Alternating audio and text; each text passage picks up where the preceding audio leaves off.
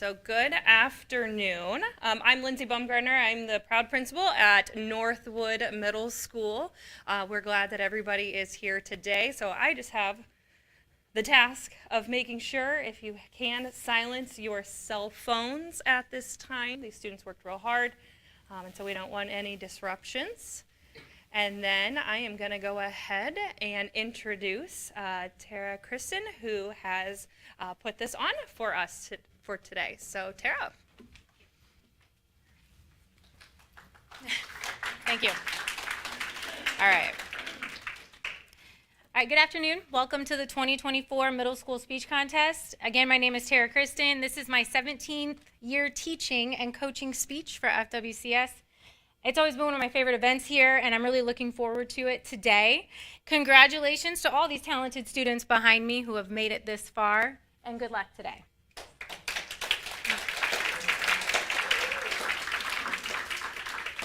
To start with, I would like to introduce our fantastic panel of judges behind you. First off is Jill Bauer. Jill Bauer has been a member of the Fort Wayne Parks and Rec Department's marketing team for 35 years. As the manager of promotions and publications, she writes the copy and produces all promotional materials for the department, including their quarterly Fun Times program guide. She has published a number of journal articles and has served as associate editor for the Journal of Park and Recreation Administration. Please welcome Jill Bauer. Next, we have Mark Buchanan. Mark has worked with youth for the past 21 years and is currently the program director at Big Brothers Big Sisters at Northeast Indiana. He also has a passion for education and is an adjunct professor at Ivy Tech Community College.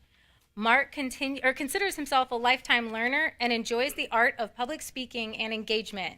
Please welcome Mark Buchanan. Our final judge is Vanessa Weiss. Vanessa Weiss is a secondary literacy coordinator here at FWCS. She works with schools and teachers on literacy initiatives and curriculum in the middle schools and high schools. She was a building administrator and a language art teacher before coming to Fort Wayne. She loves to see students be excited to demonstrate their passions and learning. Please welcome Vanessa Weiss. And finally, our MC for the speech contest is Miss Cookie Rutledge. Cookie Rutledge has served as a language arts teacher in FWCS for more than 30 years. During her tenure, she helped promote the speech program in her classes. When asked to support the then waning speech program at Wayne High School, Cookie gladly accepted the challenge and mentored the young team. The Indiana High School Speech and Debate Association presented an award to Cookie for her role as coach to both teachers and students, and her role as judge at speech and debate contests for more than a decade. Most importantly, Cookie serves in a spirit of humility, honoring the spirit and legacy of Dr. Betty Stein, the most fierce advocate for this speech contest. Please welcome our MC for this year, Cookie Rutledge.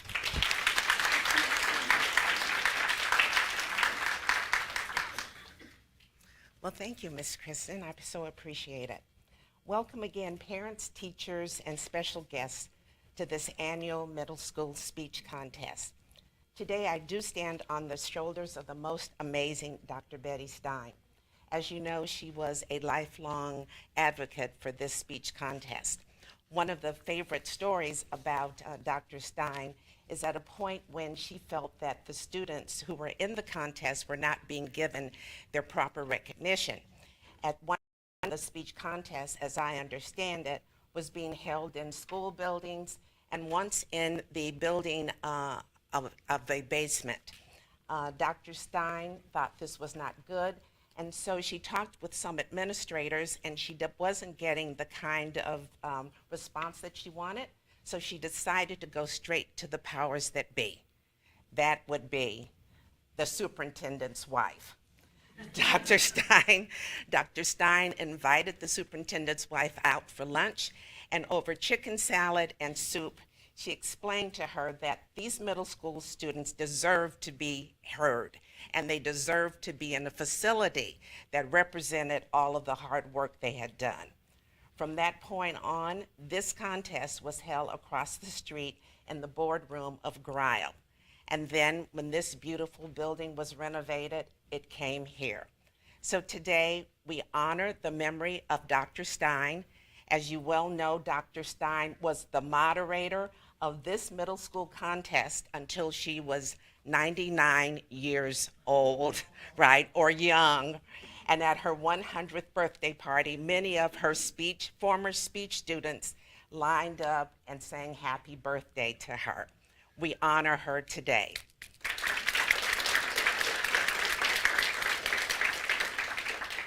And with that, we'll now have our first contestant, relieving student loan debt.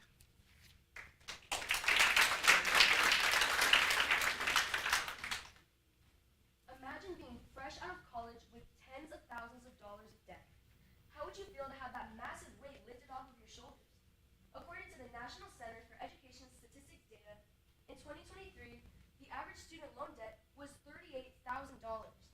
$38,000 is a huge amount of debt, and it's an average amount that only grows with the years. The growing difficulty in America to get a college degree and a fulfilling job is pushing itself further and further to the front of young Americans' minds. While it wouldn't be a fix-all solution, relieving student debt would be a step in the right direction because the debt enforces a wealth gap, it is holding an entire generation back, and everyone deserves a right to an education. A clear example of the unfairness and predatory nature of student debt is the fact that it disproportionately affects the lower class and people of color. With how expensive college has become, it forces people in the lower class between a rock and a hard place. A college degree can be an important step in breaking the system of poverty, but to acquire one could put them on a path of debt that would linger for their entire lives. This can be even more difficult for people of color because generational wealth has had less time to build for their families as it has for their white peers. According to the NAACP, as students of color begin college, the racial wealth gap often worsens. Since they have fewer socioeconomic resources, less parental and generational wealth, and fewer savings, students of color are often forced to take on more debt to account for the gap in wealth between them and their white peers. When well-off students can go through college with the financial support of their families and little to no debt, and people without those resources take this debt, this is what happens. They can go on to get the same exact job with the same exact pay, but never generate an equal amount of wealth, in turn, perpetuating the gap in wealth between classes. In an ideal world, people would be able to graduate college and have a clean transition into adulthood and the real world, without debt looming over their heads. We do not live in that world, though. The truth is, student debt can and does follow people for the majority of their lives, getting in the way of many important stepping stones of adulthood, like getting a home and supporting a family. According to the Washington Post, student loan debt prevented about 400,000 young families from purchasing homes, accounting for about a quarter in the drop in home ownership rates in this demographic from 2005 to 2014. Many young people go to college with the primary goals of supporting themselves and their families in the first place. Having a college degree should provide you with more opportunities in life, not less.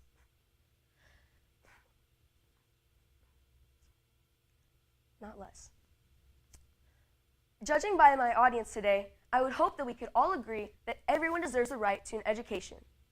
As the price of college is rapidly increasing, making it harder and harder for people to afford higher education after high school. While many people see college solely as a place to learn specific skills, it can also massively change the trajectory of someone's life. For example, having a bachelor's degree statistically provides you with many more opportunities than you would have otherwise. According to the Northeastern University, college graduates see 57% more job opportunities than non-graduates.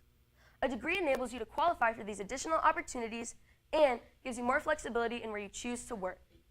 It is also proven that graduates with bachelor's degrees face a lower rate of unemployment. As of 2022, the unemployment rate for those older than 25 with a bachelor's degree was 1.9%, while over 3.6% of high school graduates in that age range remain unemployed. This data shows that a college education should be seen as a right for all Americans. That's not to say that college should be free or that you shouldn't have to work to get into the most prestigious colleges, but it is to say that it should be possible for anyone. Possible without accumulating debt so tremendous it could ruin your life. Many people who oppose forgiving student debt bring up the fact that it is a band-aid solution to the bigger problem, the rising inflation of college tuition and living costs. However, giving people a relatively clean transition into the workforce is better for our society.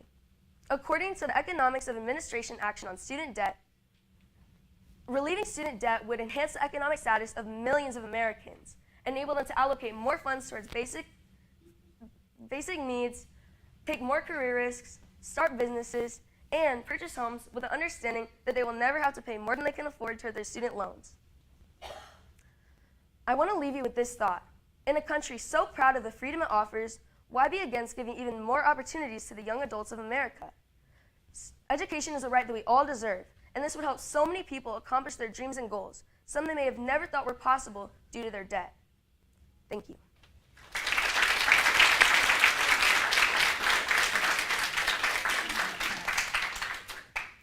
Speaker number one, you were phenomenal. Where were you 45 years ago when I was entering college? My goodness. Yes, I needed you. Oh, I know where you were. You weren't born, neither were your parents.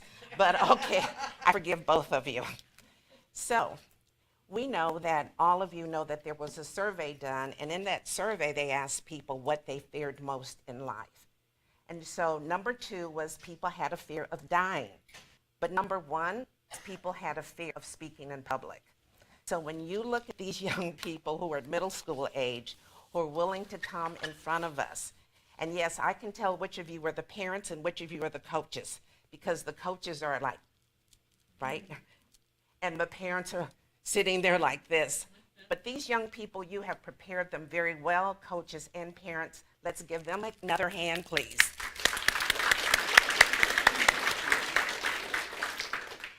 And now we will hear from our second speaker. Are you ready? The Hidden Price of Wool, a journey from pain to profit.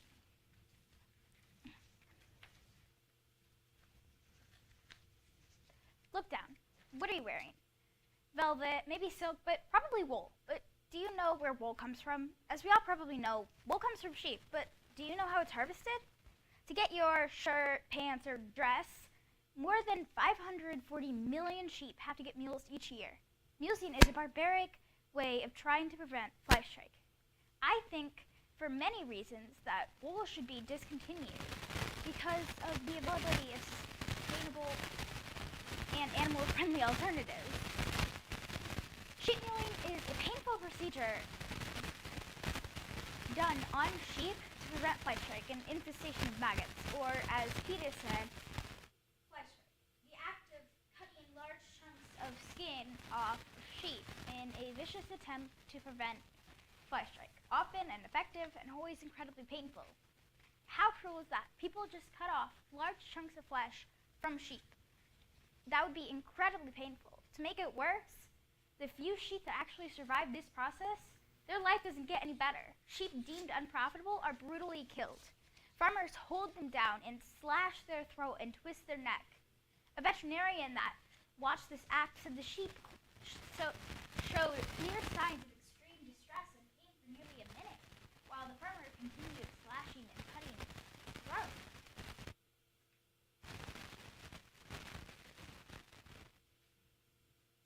Now, sheep mulling is widely considered cruel and inhumane, but why is it still practiced?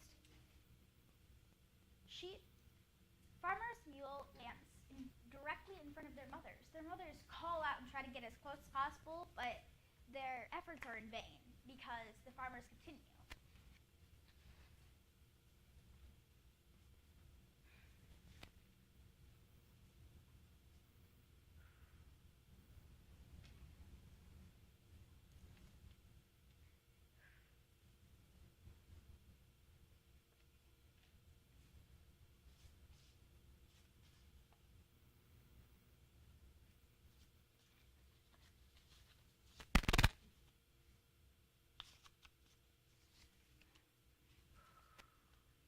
People know all about this, but still wear wool. I don't know how people do it. There are many other animal-friendly and sustainable alternatives, some of which include acrylic, bamboo, modal, and viscose, most of which outperform wool.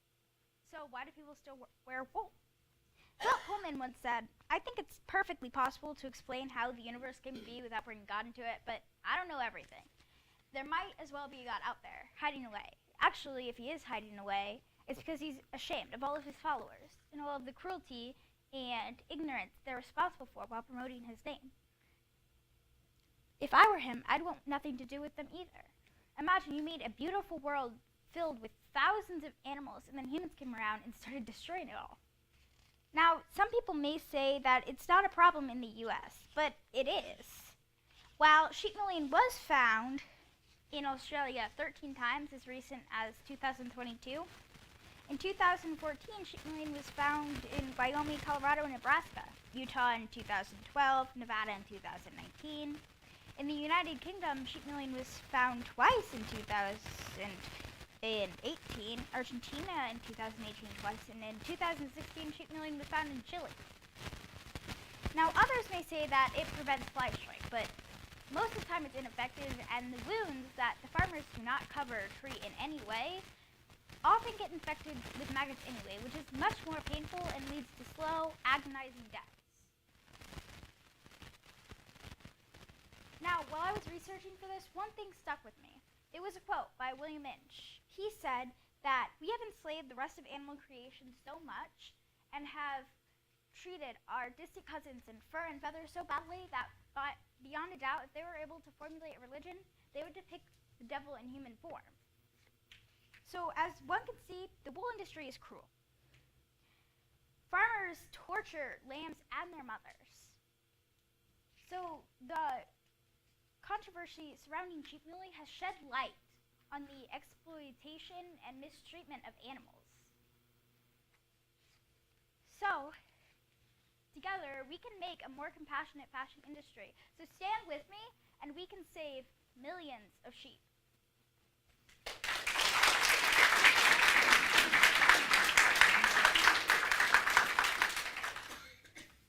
Can you imagine a middle school student taking on this topic? Wow, phenomenal. Once again, I tell you, these young speakers are excellent. Now, may I just give a word of advice to people in the audience? Can you kind of smile? Yeah, can you encourage all of these young people? They're wonderful, and there are young people. These are the young people who are going to be taking over our city, right? Very few years from now. So let's encourage them today. So once again, let's give another hand for speaker number 2.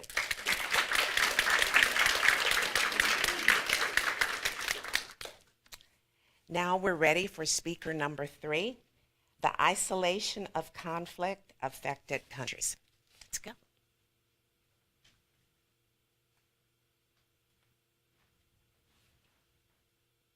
father hears about attack in his village. He races home and is shocked to see the bird's true story because of the military coup. In his house, he finds his wife, who is now dead. His 7-year-old daughter is on the floor, still bleeding but blood and wounds.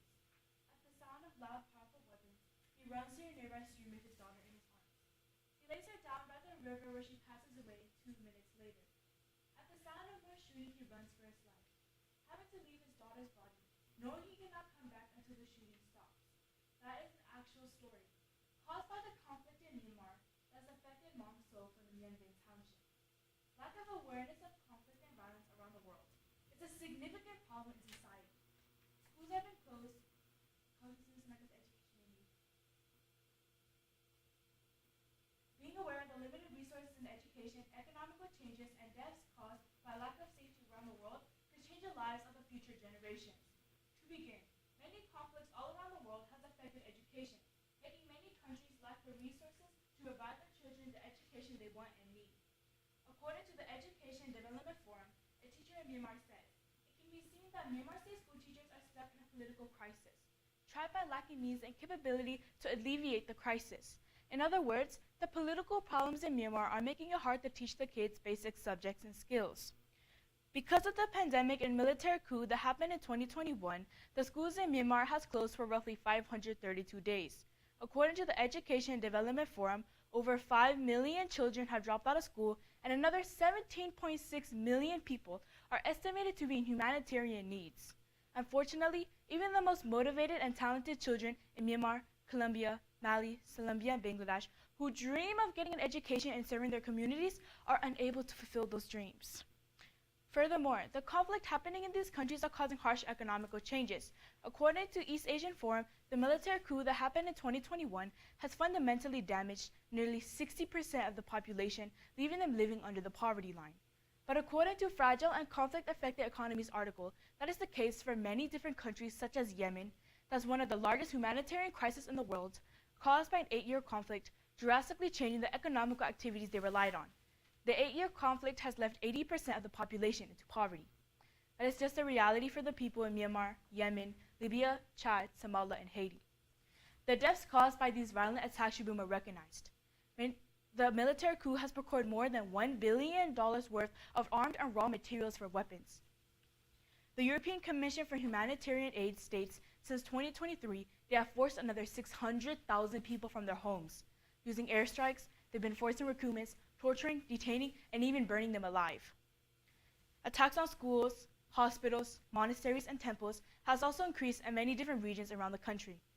Many towns and villages have been burned down, causing 89,564 people to be displaced. Many shootings have happened in many villages, causing people to flee multiple times to the jungles to seek shelter. United Nations spokesman reported an estimate of 4.5 million people of Yemen have been displaced because of the 8-year war. Many of the people in these countries are running from the conflict, and the refugee population is increasing in many other countries.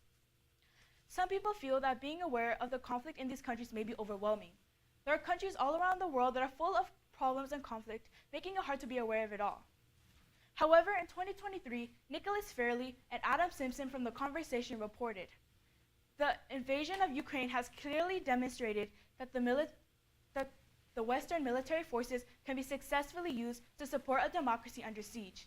If only a small fraction of the support to Ukraine could be given to the Myanmar resistance fighters, they could be given a chance to one day build a thriving democratic state in the heart of Asia.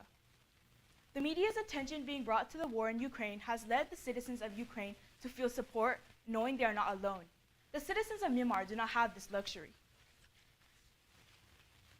In conclusion, lack of awareness of conflict and violence around the world is a significant problem in society. Schools have been closed, causing students to not get the education they need. Once upon a time, these countries used to be travel destinations known for their rich culture and land, but now are known as countries that are unsafe due to war, conflict, and violence. This has destroyed the economy, causing many people to end up in poverty. Hundreds of thousands of deaths has occurred. Many of these people in these countries are losing hope of winning and going back to a time of peace. Show your support. Help them rebuild their strengths. Help them rebuild their spirits, hopes, and dreams. Thank you.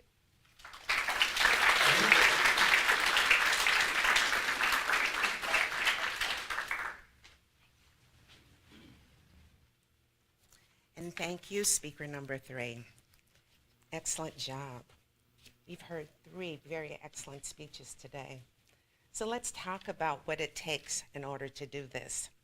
We start, first of all, with those wonderful speech coaches. Speech coaches, will you stand up, please? Before we give them applause, they've gone through a lot. These are the people who helped our students select their speech topics. These are the people who helped them. The speech topics probably started very broadly. These are the people who helped them whittle them down so that it made sense. These are the individuals who directed them as they did their research. These are the individuals who were able to say to them, no, that really is not, no, that doesn't make sense. Oh yes, this makes, what do you think about this? These are the people that led them all the way through this process. So let's give them a hand. Thank you. Now parents, stand up, please. Parents. These are the people who heard the practice. These are the people who watched as their children were sometimes in tears. These are the people who heard their students say, I'm not going to do it. I've changed my mind. You call the teacher and tell the teacher I'm not going to do it. But these are the ones who said, you are the best and I want you to persevere. So we're going to give them a hand. Thank you very much. And of course, we look at these young people who indeed are showing that They are the representatives of some of the best and some of the brightest. Wow, all of you parents, as we enter, right, almost the end of the year, we're thinking about all of those wonderful memories of the middle school year. I know the speaker's ready, but I'm still looking at my judges and they aren't quite. So it gives me an opportunity to talk to you about middle school, right? I mean, after all, I was there for like 30 years, right? I was thinking today about middle school stories. You know, I love to tell middle school stories. But I was thinking today about a situation where we were having a discussion. We had police officers come into our buildings, and we were having this discussion about how friendly police officers were, and all of us teachers wanted to make sure that our students would understand respect of the officers of the law and understand that they're our friends. And so I was, making a big deal about, listen, if you ever get in trouble, just look for a police officer, or if you ever have any trouble, just call a police officer. So one day, a police officer knocked on the door of my classroom, and I was a little bit startled because, he was there, and he was with a student who was really who was known for being well behaved. And I immediately became defensive. I thought, what is this officer doing with this really nice kid? What kind of trumped up charge, has come? Remember, I'm the person who's telling students how friendly and good the police officers are, right? So I said, well, officer, what's going on here and whatever. And the kid kind of has his head, down. And I'm thinking, what happened? And the police officer said, well, your student should have been at school, right, by 7:15. I said, well, yeah, he's on time. He says, well, he missed the bus today. And I thought, well, what does a police officer have to do with a kid who's missed the bus? The police officer said, well, you told him that when he was in trouble to call us, he dialed 911 and asked for a ride to school. So they gave him a ride to school. He said, so the kid came in, right? And I thought, okay. And the officer looked at me and said, listen, ma'am, no offense. You have a hard job, but I have an even harder job. Would you tell them the difference between what trouble really means and when they just need to call a parent and say, I'm late, what should I do? And I thought, this is another good story from my book that's going to be entitled Only in Middle School, right? I think the judges are ready now, and if they are, we are indeed ready for speaker number 4, tuition-free college.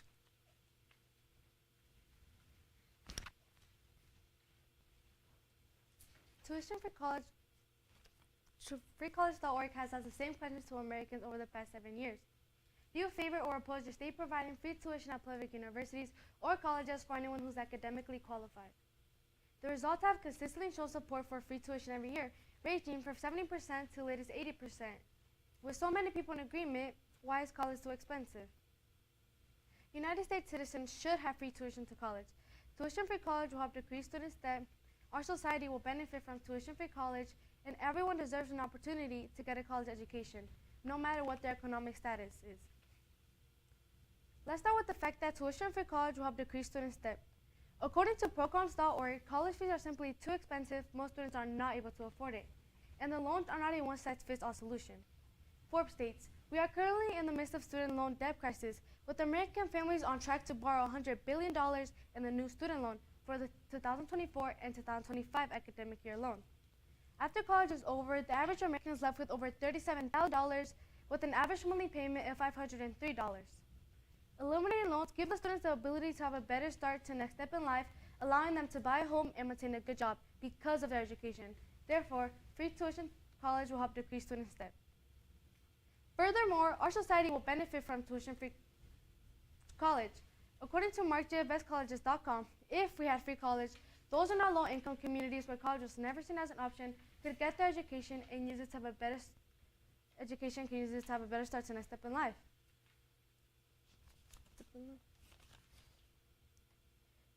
Learn.org says, free college can have a major impact on communities' economic structure. Plus, an increase in college graduates can result in less of economic disaster. The more educated people are, the better the job could be, and the more they can contribute to their community. Free college will benefit society. Now, many people believe that making college free will increase taxes and national debt, but we live in a land of opportunities, so everyone deserves an opportunity to get a college education, no matter what their economic status is. College website like northeastern.edu claims that pursuing a college education expands your access to connecting you to long life network, allowing you to have access to opportunities to have partners, advisors, professors, and mentors. Sounds great, right? But let's say you are one of the 37.9 billion Americans who live in poverty. Brooklyn.edu says about 89% of students from low families go to college compared to 64% of students from middle-class families, and only 51% of students from low-income families. Free college would change these numbers dramatically and would increase career opportunities, give students a chance for more, and would have a major impact on your community. Everyone deserves an opportunity to get a college education. It is clear that free college can have a major positive impact on communities and will help decrease students' debt. Our society will benefit from it, and everyone deserves an opportunity to get a college education, no matter what their economic status is. As a student who starts high school next year, my hope is that America will take free college tuition into a strong consideration so that I can focus on my education and future career goals, and not allow some students that could affect my life and my family's life. Please in this election year, please take some time about where leaders stand with education and future career goals. I urge you to make the right decision for students like me and all who come after me. We, after all, are the future of America. Please give us a chance to make it a powerful one. Thank you.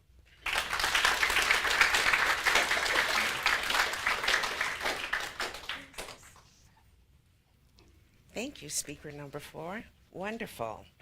Tuition-free college. Yes, tuition-free college. Vote for tuition-free college, for sure. So, our judges are back there after each speech looking at various things, and I'd like to just share with you some of those. They're looking at content, for sure, the organization of each speech, the research and knowledge and the language. They're looking at delivery and presentation. And again, those are some of the things that those of us who are adults find very difficult when we're doing public speaking, that presentation right. And so for these young people to be able again to get up and speak in front of us is absolutely great. We are here today to celebrate not only the speeches, but we're here to celebrate that entire 6th through 8th grade years that are called middle school. And so it reminds me of another middle school story while our judges are getting ready. At one point, I had my students do how-to speeches. That was a big thing.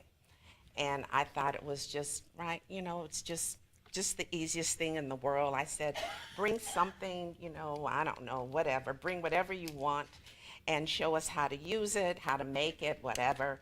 And since the boys were so good at making these paper airplanes, right, to soar through the air, I thought there will be a lot of paper airplanes.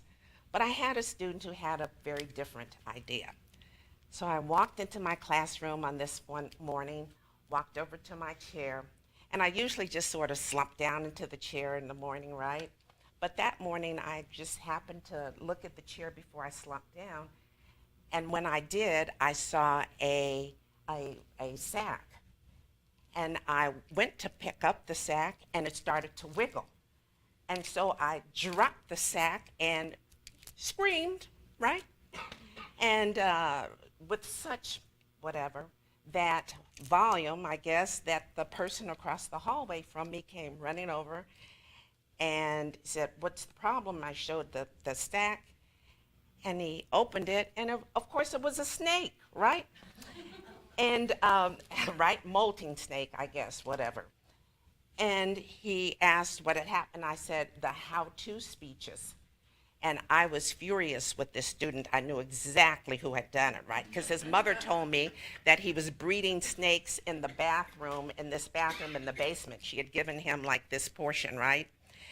And so this colleague who was very, very wise said to me, as I was saying, I'm going to get him. He is going to have 10 after school detentions. By the time he gets out of detention, he'll be 29 years old, just going off like that. And he said, no. If you handle it that way, you're going to find snakes everywhere, right? Outside, underneath your car, all those kinds of things. And so I remember as he came into the classroom that day, we had write these speeches, and it was his turn. And I said, come on up and give your speech. And he showed us how to feed a dead mouse to a snake, of course, right? And I pretended this was just the best, right? Oh, how wonderful that you brought your snake in here and whatever. And then he did what only a boy would do. He picked up the snake and threw it to me. Here you are, Mrs. Rutledge. Yes. And I lost it, right? And that's when everything went downhill. But, only in middle school, right? Yes, only in middle school. And now with that, we will hear from our fifth speaker, why performing arts should be mandatory in schools, but not snakes, right? Okay.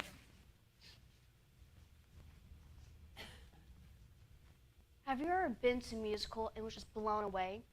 Maybe it was the singers and actors, or maybe they had an open orchestra in the pit playing the music for them. That's optional. Well, most likely, these people developed these skills and talents when they were in middle school and high school. I believe we should have performing art classes mandatory in all schools for 3 reasons. 1, it helps students with self-esteem and confidence. 2, it helps students with core classes and academics. And 3, it helps students getting out of their little social box and making friends. Performing arts helps students with self-esteem and confidence. According to Valerie Hogan from the Richmond Waldorf School, they said when they had their students back into the band room after their first performance, almost every single student said how they felt more confident inside and out. Because for your first concert, obviously you will be scared. But once the concert was over and they got the gist of everything, there was nothing to be afraid of, but they just felt more confident and boosted their self-esteem. With this, the performing arts does help with our self-esteem and confidence. We need performing art classes in our schools because they actually help with our studies. As we know, math, English, history, and science is very important for us. But if we add performing art classes into the mixture, it actually boosts our studies. According to Nair's modern article from the Harvard Library, she says, performing arts, in the context of singing, dancing, and instrumentation, is the essential part of the person's learning experience. With this, we still have performing arts and we still have our basic curriculum, but when we put it together, it actually boosts our academics. Making friends is help from the performing arts. On the first day of school, when you walk into a classroom, you're most likely not going to know anyone there. And you're not going to know how to start a conversation because you don't know if you have something in common with that person. But if you're in a performing arts class, that's already something you have in common. It's a connection because you're playing the same instrument together or you're singing songs together.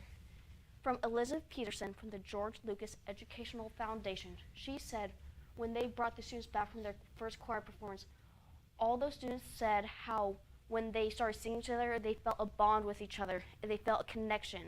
Because when they were singing, they just boosted everyone up and was helping each other.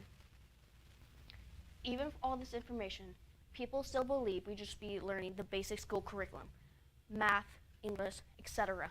But this actually brings me back to my point about academics.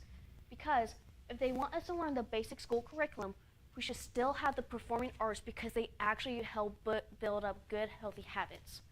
According to almost every college entrance exam, they said the students who were in the performing art classes actually scored higher on the SAT scores. With this, we should still have the basic school curriculum, but with our performing arts.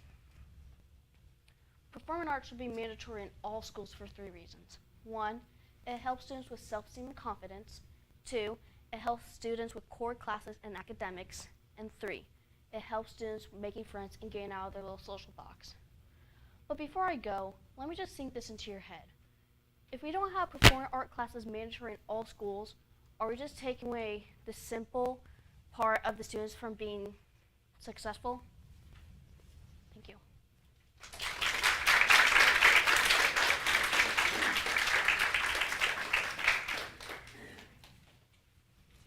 Well, once again, I concur. I mean, I agree with all of these speakers today.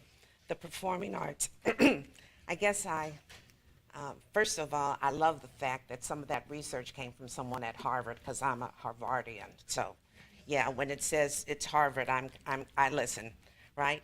The other thing is I had the wonderful experience just this fall to have my nephew, Roman Collins, appear on American Idol. He got into the top 12, didn't break from the top 12, but it was amazing to watch this kid who I was trying to push into engineering become a singer instead. And so, yeah, absolutely, the performing arts. And actually, there should be a marriage between those of us who do like the core subjects, what are called core, and fine arts. And I agree with our speaker that we should have that fine arts should be a part of that core. We are all working together. So let's give another hand, please. Yes, very good. Mandatory. So while we're still waiting I'm looking at my judges, and while they're still doing what they do best, we're going to talk some more about middle school, right? All the joys of middle school. So one wintry morning, I'm looking outside my window, and kids are coming in. The tardy bell, the warning bell has rung, waiting for all the students to come inside. There's one kid who's left behind.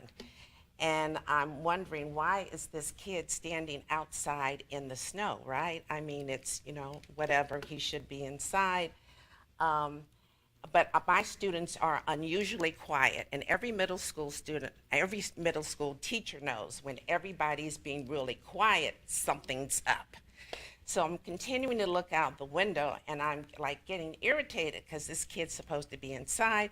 If he stays outside and it starts to get really cold, his parents are going to call, wonder why I didn't leave my classroom, go outside, get her kid. I can hear that mother say, my baby, my baby. That teacher is like negligent. Come on, parents, you know what I'm talking about. Well, it still wasn't coming inside, so I called the office, said, there's something, going on, I don't know. Well, this kid had seen the story called A Christmas Story. How many of you are familiar? Where the character named Flick, right, actually sticks his tongue on the flagpole. That's what this kid had done in the school parking lot. And his tongue was stuck to the flagpole. Mrs. Kristen, you can say, amen. She was there. Okay. And so we had to send the custodian out, right? And the only thing I know is that there was DNA left on the flagpole. And the way that I know that is because this kid was, for the next 3 days or whatever, bringing people out to the flagpole and pointing out to show it to them, right? It was like his badge of honor. And so once again, I said, only in middle school. With that, we'll go to speaker number 6 on the assault weapons.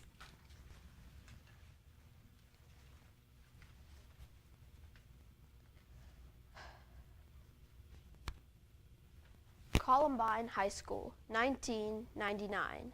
Sandy Hook Elementary, 2012. Parkland High School, 2018. Santa Fe High School, 2018. Robb Elementary, 2022. Covenant School, 2023. These are just a few schools that were attacked by people with assault weapons. Combined, they led to 99 deaths, of which 76 were young children.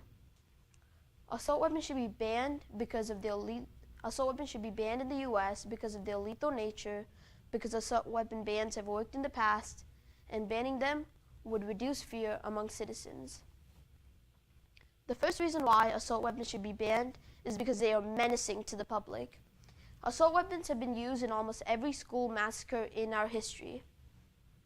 The site Brady United, an anti-gun website, says that a large capacity magazine is capable of holding more than 10 rounds of ammunition. However, some large capacity magazines can hold 100 rounds. So, with their large capacity magazines, assault weapons are designed to kill, can rapidly shoot, and do not need to be reloaded after every shot.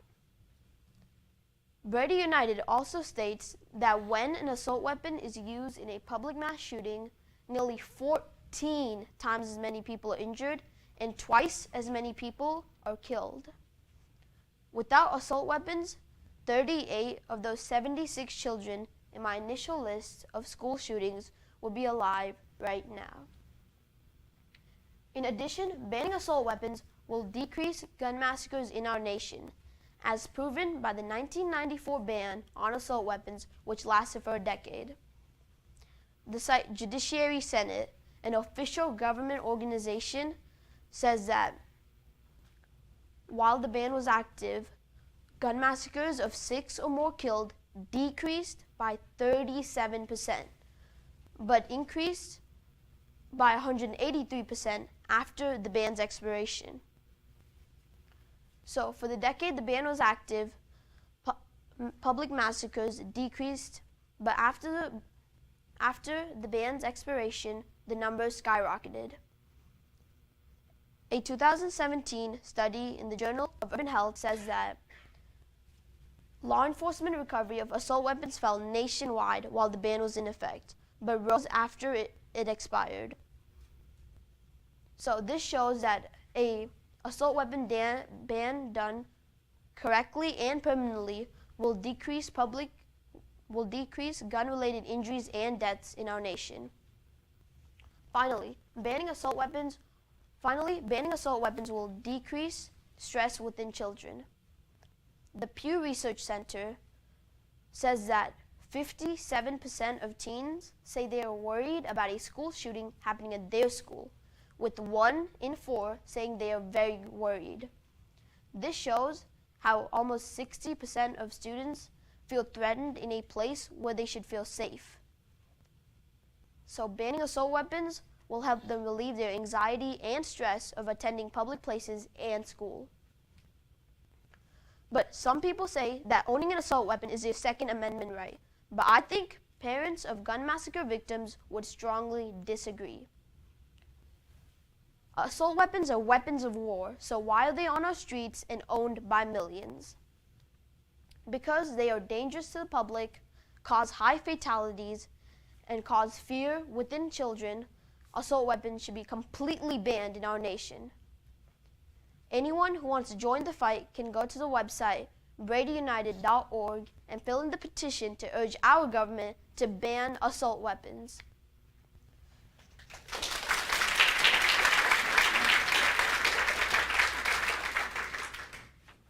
Thank you, Speaker number 6. Well, I know who we need to send to Washington, right? Yeah, listen to that statistic. 57% of young people feel threatened, feel that there could be the possibility of a shooting in their schools. I can't even imagine having grown up in a world where that existed. So I think we need to listen to these young people. They have so much courage to be able to present this. They have done so much research, and I just think it's phenomenal. Let's give them another hand, please. Taking it on with the NRA, okay? So one of the things about being a middle school student is, along with all the other things that we say about them, is that the compassion that they show. And I think this was just shown in what we've just heard. So now we're going to go on to speaker number 7, the high price of abortion.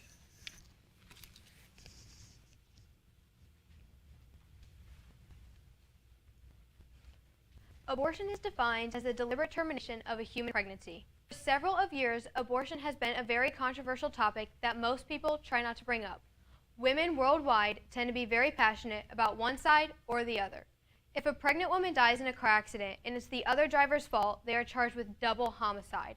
However, what if she was on her way to get an abortion, to get rid of the baby? Would the other driver still be charged with double homicide? What side are you on? Abortion should be illegal. First, it is very painful. Secondly, it is very expensive, and most importantly, abortion is murder. Although it is a controversial topic, it is clear that abortion has too high of a cost for society to pay. To begin, abortions are painful. They can harm a woman physically, mentally, and emotionally. They can destroy a woman's uterus, which can cause them never to be able to have a baby again. The Heritage Foundation states, abortion harms women. Abortion possesses serious short-term and long-term risk to women's physical and emotional health. The pain is not always just physical. It can harm their emotional health as well. The National Library of Medicine states, being caught off guard and struggling to cope, participants described undergoing severe pain. They felt anxious and insecure.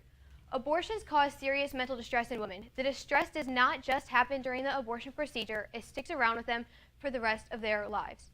Overall, there are several pieces of evidence to show that abortions don't just harm women physically and that it harms their mental and emotional well-being as well.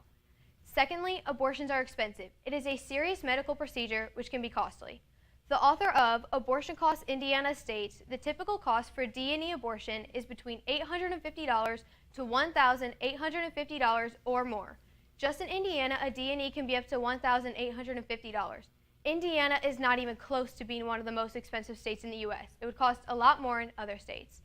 According to the New York Times, a second trimester abortion up to 20 weeks costs in the range of $4,000 to $5,000. Furthermore, an induction abortion, a later procedure term that occurs from 21 to 24 weeks gestation, costs between $8,000 to $15,000.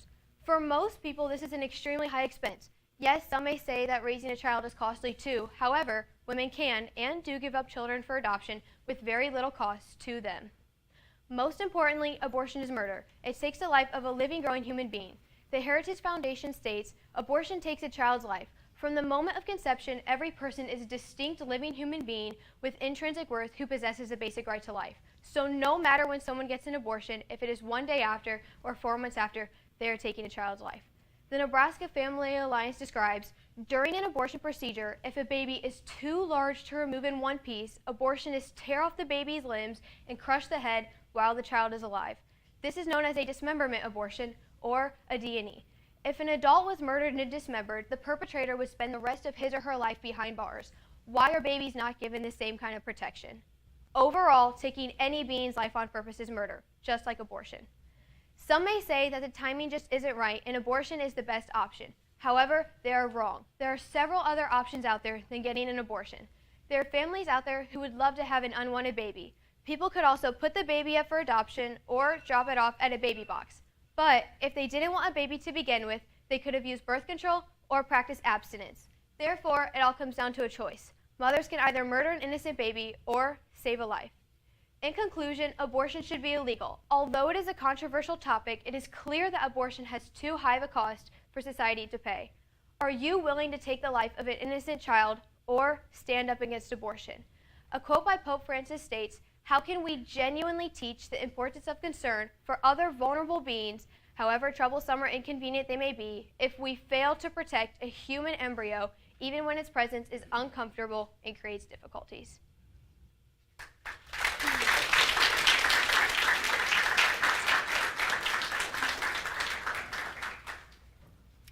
Well, thank you, speaker number 7. Did you hear the conviction in that voice? Yes. As we listen to these young people today, the conviction, what they believe, is coming through. And you know what I enjoy about this so much is knowing that these young people are being given the ability to talk about things that are controversial, but to talk about it in a way where they've done research and where they're willing to listen to others as well as they're willing to speak up. And if more of us could do that, particularly during this year, right? Instead of throwing stones at each other and saying unkind things to each other, this would be make our city such a better place, our state a better place, and our country a better place. So these young people are just showing us the way life should really be. Oh, okay. All right. So my judges are still busy working back there, so let's go for another little middle school story, shall we? So semi-formals. how many of you parents have had to prepare a student this year for semi-formal? No one? Yes, yes, yes. The end of the school year kind of rites kind of thing. What do they call passage, rites of passage or something? Well, there was a time, when we did not do that in middle school, but many of us felt that it was a time for students to have a good time and sort of dress up and pretend they were in high school, and maybe a little bit too much like they were in high school. So I had gone on this mission to find out what a semi-formal would be like in middle school. And I was to bring the results back to my middle school, and then we were going to make a decision whether or not we were going to have the semi-formal. Fortunately, I came back with a good report because everything I had seen at this other middle school was really good. And our middle school decided to undertake it, and we were glad that we did. Suddenly, our students who didn't care about how they were dressed sometimes when they were coming to school, you know what I mean, right? I mean, parents would say, oh, my mother made me wear this and whatever kind of stuff, suddenly dressed up and looking very, very formal, very semi-formal. The boys with tuxedos on and suits on, the girls with these long and short, really nice gowns, and more. I tell you, the most exciting thing about the semi-formal was the boys were with the boys and the girls were with the girls. And we said, all is well for the time being, right? So it was the most wonderful hours from 7 to 10 that we had experienced all year. Semi-formal, the end of the school year. And with that, we'll start with Closing the Gap, speaker number 8, equality in our paychecks. And before you even speak, I'm all for that, equality in my paycheck. Frustrated, betrayed, shocked. That's how I felt when I first realized women were getting paid way less than men, although we're all showing the same efforts. According to a 2024 report from Forbes, women are getting paid 22% less than men. This disparity is the gender wage gap. The gender wage gap is an affliction that has infected the global job market for far too long. The gender wage gap has been silently ruining women in our pay. So now is the time for society to work collectively towards a cure. According to the U.S. Department of Labor, women working full-time are paid 84% less of what men are paid. In other words, any woman that works full-time would need to work 15 months in 1 year to make what a man earns in all of 2023. How can that be considered fair? The DOL also states that the largest recognizable causes of the gap are differences in the occupation where women and men both work.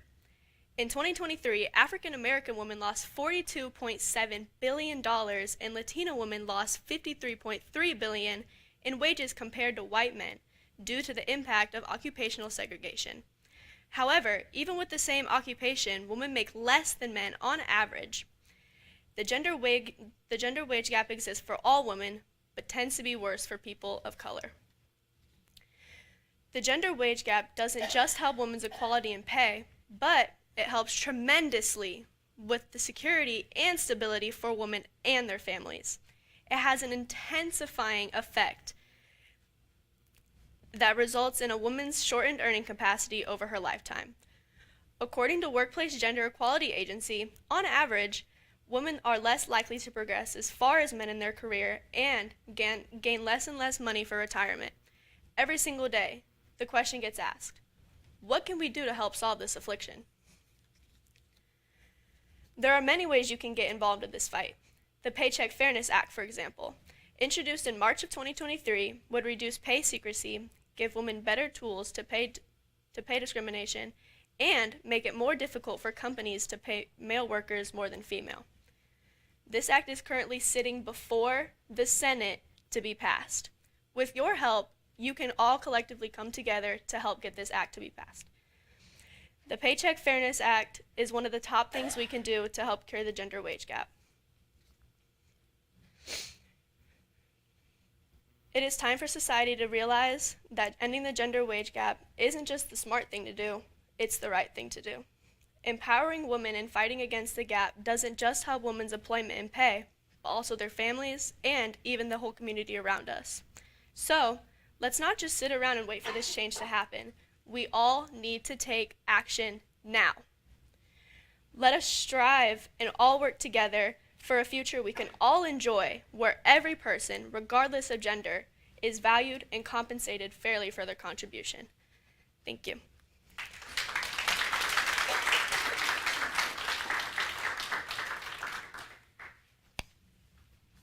No, I thank you, speaker number 8. I feel frustrated and disappointed to know that I am 84% less, right, paid less than my male counterparts. I am ready to do something about that. Ladies, you're supposed to say yes. You're supposed to, right? Come on, women. Come on, right? She's empowering us, right? I'll march right across the street to Grile. Superintendent Daniel, I deserve more money. We all deserve more money. That's wonderful. I love these topics. A few years ago, we were having different kinds of topics, about saving whatever kinds of things. I don't know, pennies, whatever. But now I'm looking at this slate of topics and seeing how the world is progressing. I just wonder what kind of topics we're going to have in the future from our young people. Well, parents, I have some encouraging words for you today, because you have survived middle school, or most of it, right? Some of you are 7th grade parents and some of you are 8th grade parents. But what I love about it is, the important thing is, you have survived and you have grown and you have learned so many wonderful things that you would never have learned otherwise had you not had a middle school person, right? And what you need to do is you need to journal those things. If you have not done that, you should, because one day when your child grows up and has a middle school student, right, and comes to you in tears, you'll be able to pull out your journal and read to them what they were doing when they were their child's age, right? So it's called karma. The best thing about middle, right? You're going to be able to go back to those wonderful times. With that, we're ready for speaker number 9, how we're shaping our future. And believe me, I want to know this. Thank you. Did you know, up until about 150 years ago, humans did not produce many greenhouse gases? That changed as populations increased and technologies advances started to come around. As cities expanded and electricity usage increased, greenhouse gases were starting to be produced. We need to cut back on these gases if we want to have a future. Around 80% of greenhouse gas emissions come from carbon dioxide. This is according to the Center for Climate and Energy Solutions, also known as C2ES. And 60% of total emissions come from burning fossil fuels for electricity and transportation, which means if we can find other cleaner ways to power our homes, we would cut back a lot. Also, according to C2ES, foreign gases make up 3% of our total emissions, but these ones are much more important. These gases will stay in the atmosphere for hundreds, maybe even thousands of years, warming our globe. If we replace these gases with more natural gases, like hydrocarbons, we will cut back even more, thus reducing global warming. What causes climate change? According to National Geographic Kids, burning fossil fuels plays a big role. Secondly, deforestation also has a big job on it, since forests absorb so much carbon dioxide, destroying them is a big issue. Thirdly, when food decays in landfills, it leads to a gas called methane. All of these can warm up our globe. There are many impacts of a changing climate. Plants and animals can lose their homes and might die if they can't adapt. Wildfires can spread more easily with a drier climate. Oceans oceans can absorb more carbon dioxide and which causes problems for coral reefs, which over 500,000,000 people depend on for food, income, and protection. This is according to the Oceanic and Atmospheric Administration. Not all change is bad, but we evolved because of change. But climate change is a big issue that needs to be solved. If we continue to emit more and more greenhouse gases, the Earth will warm up a lot, maybe as much as 9 degrees Fahrenheit. This will impact where food can grow, what water we can drink, maybe even the air. But the Earth has had many tropical and ice ages. Why is this any different? Well, this is because of the last 150 years of human activity has meant that we are releasing a huge amount of harmful gases into the atmosphere. And records prove this. In 2023, according to USA Today, the world's most hottest year. Yeah. But the first 3 months of this year have been even hotter. So that's not good. So how can you help? This is first off, you can use wind and solar energy to use a cleaner way to power your home's cleaner. You can plant more trees to absorb even more carbon dioxide. But even if we stop all our greenhouse emissions tomorrow, there will still be a consequence for our past actions. The best thing we can do is prepare. Okay. All right, and then you double check.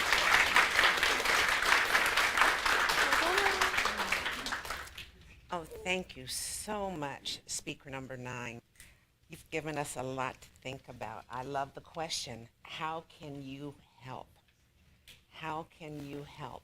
And as we listen to these speakers today, that is a main issue. How can we help as we look at these different subjects? Parents have some encouraging words for you again. One word is, or one little statement.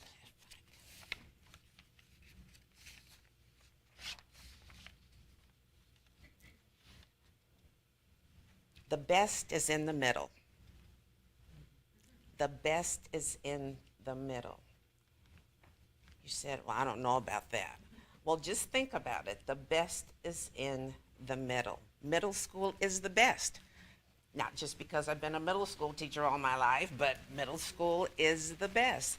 I mean, all of these wonderful stories that you're going to have, all of these wonderful experiences that you have, that you are journaling, all of these phone calls from teachers, all of those glorious parent-teacher conferences, where you sit across the table and sort of frown and whatever, and go home and wonder why that person is even a teacher. That person isn't a teacher. I didn't think, that said this about my kid and whatever kind of thing, right? They're looking at me, teachers. These parents are looking at me strangely. We never say that about teachers. Come on now, come on. You can, just a little bit. Or they're picking on my child, right? And the teachers who go home, right, at the end of the school year and say, oh, I don't think I'm going to go back. I think I've had it. Yeah. And then as soon as whatever company starts putting out the pencils and papers and whatever, you find yourself back there picking up those pencils, looking for pens, doing all of those things that shows how much you really enjoy teaching middle school. And the reason that the parents do it and the teachers, and we finally come together for Teacher Appreciation Day, and you bring in all the cookies right, and we cast out the calories and all that and eat them, is because we know that we have the brightest and the best. We have middle school students. We have them in common. We both love them. We both support them. And we work together across the aisles. So we're going to see if that's really true. Where are the parents seated today? Where are the parents? Raise your hand if you're a parent. Raise your hand. hey, we're supposed to, right, across the aisle, the parents and the teachers working together for the betterment of our students. Yes, let's give parents and teachers a hand. We're collaborators. We're collaborators. And with that, we're ready for our last speaker. Is social media negative for our mental health? Let me just read that one more time. Is social media negative for our mental health? Speaker number 10 is going to perhaps give us some answers. Thank you.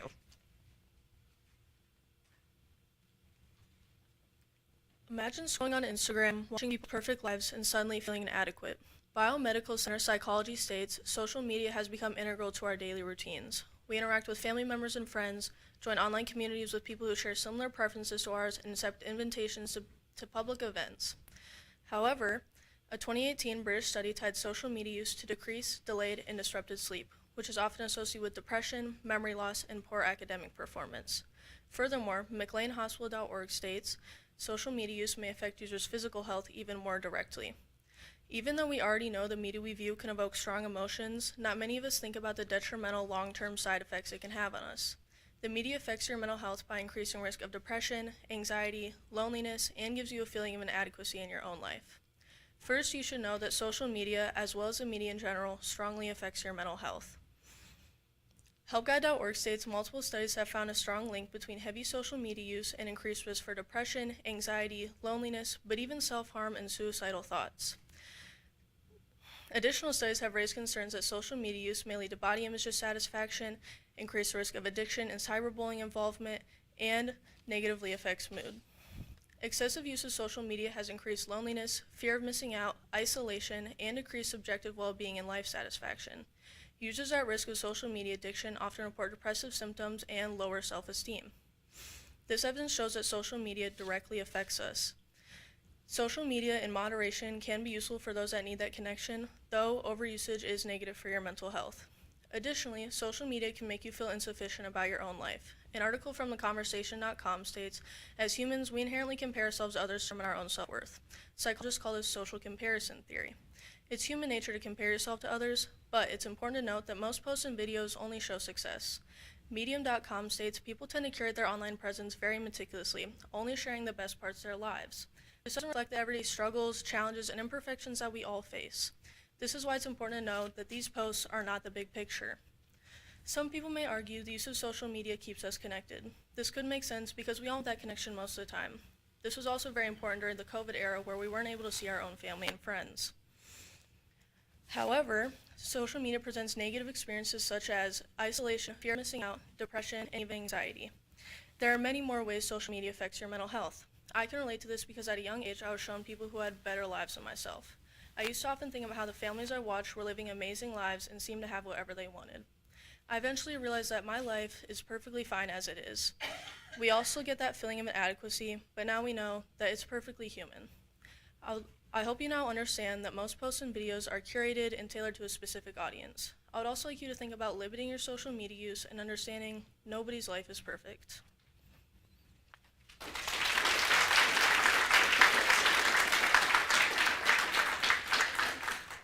All right, thank you. Can we give a round of applause one more time to these 10 wonderful speakers?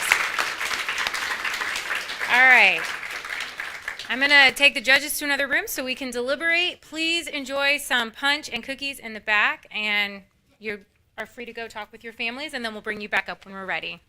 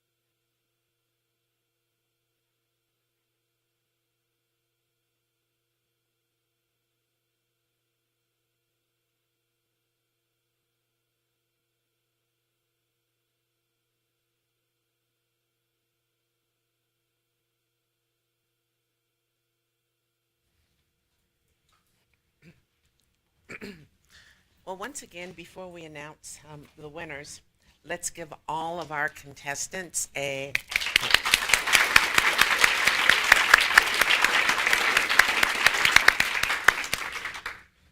and I hope that all of these speakers will, of course, engage themselves as speakers and participants in high school speech and debate. So first of all, I'd like to say to all of the speakers, as I call out your school name, I'm going to announce the individuals who are going to receive plaques, and then at the end we'll announce the 3 top speakers, okay? And so the first plaque goes to our speaker from Lane Middle School. Will you come up, please, and give us your name, please?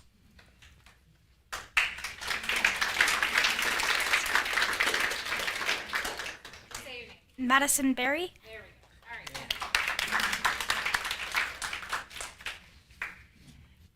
Next, from Shawnee Middle School. Su'u.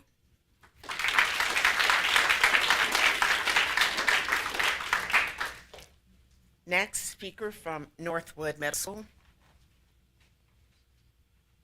Karen Belen Alvarez. Where are the parents taking the photos? Are you doing that? Okay. Next, a speaker from Jefferson Middle School. Micah Richmond.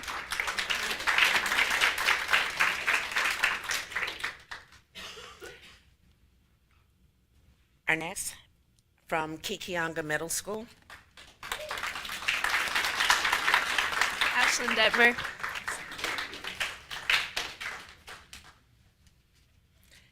Next, our speaker from Lakeside Middle School. Oh, that's right, yeah. Let's give her a hand anyway. She was going. And from Tolles Intermediate School.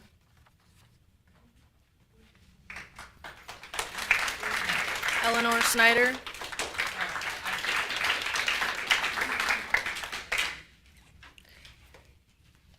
And our second runner-up from Memorial Park Middle School.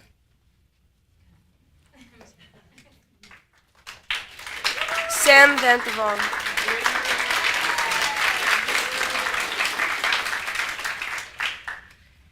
And our first runner-up from Blackhawk Middle School. Brooklyn Hutzwell.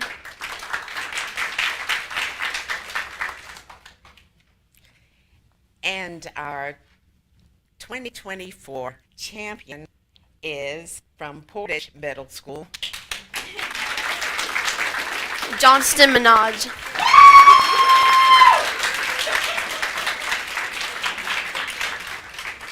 Let's give them a hand for all of our speakers. Please stand up.